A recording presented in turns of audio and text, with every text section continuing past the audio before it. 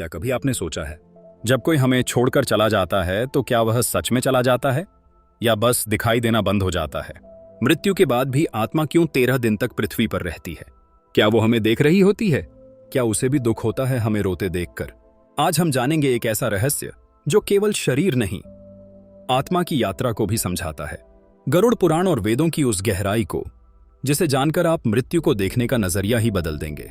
हिंदू धर्म में मृत्यु को अंत नहीं, बल्कि आत्मा की एक नई यात्रा की शुरुआत माना गया है। हमारा शरीर 5 तत्वों से बना होता है: पृथ्वी, जल, अग्नि, वायु और आकाश। जब अंतिम संस्कार होता है तो यह 5 तत्व अपने स्रोत में लौट जाते हैं। लेकिन आत्मा, वो अमर है और वह यहीं रुकती है 13 दिनों तक। क्यों? गरुड़ पुराण और ब्रह्म सूत्रों के अनुसार आत्मा मृत्यु के तुरंत बाद एक विचित्र स्थिति में होती है।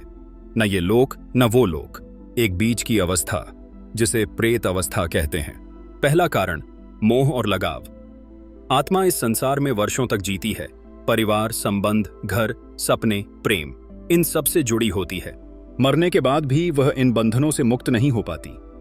इसलिए वो अपने परिजनों के पास ही रहती है, देखती है कैसे लोग रो रहे हैं, कैसे कोई उसका फोन देख रहा है, कोई उसकी तस्वीर निहार रहा है। लेकिन वो कुछ कर नहीं सकती, बस महसूस कर सकती है। दूसरा कारण, कर्मों का लेखा जोखा। इन 13 दिनों में आत्मा अपने पूरे जीवन को पुनः देखती है। हर कर्म, हर अच्छा बुरा पल उसके सामने चलचित्र की तरह आता है। यमदूत और देवदूत दोनों आत्मा के समीप होते हैं। वे तय करते हैं कि आत्मा को कहां भेजा जाएगा, स्वर्ग, नरक या पुनर्जन्म। लेकिन ये निर्णय अचानक नहीं होता। इसमें भावनाएं, इच्छाएं, अपूर्ण कार्य, सबका हिसाब होता है। तीसरा कारण, परिवार द्वारा किए गए संस्कार। 13 दिन तक परिवार पिंडदान, तर्पण और श्राद्ध करता है। ये कर्म केवल परंपरा नहीं है, ये आत्मा को ऊर्जा देने वाले कार्य हैं। जब घर वाले प्रेम से उसके लिए जल चढ़ाते हैं, दिया जलाते हैं, तो आत्मा को शांति और दिशा मिलती है। यह एक प्रकार का आध्यात्मिक ईंधन होता है जिससे आत्मा अपनी अगली यात्रा शुरू कर पाती है। चौथा कारण, आत्मा की स्थिति। हर आत्मा एक जैसी नहीं होती। जो मृत्यु अचानक हुई हो या जिसकी इच्छाएं अधूरी हों, वो आत्माएं अशांत हो जाती हैं। इसलिए इन 13 दिनों में आत्मा को शांति, क्षमा और मुक्ति की ऊर्जा की आवश्यकता होती है। इसीलिए कहते हैं, किसी के जाने के बाद उसके लिए रो मत, प्रार्थना करो।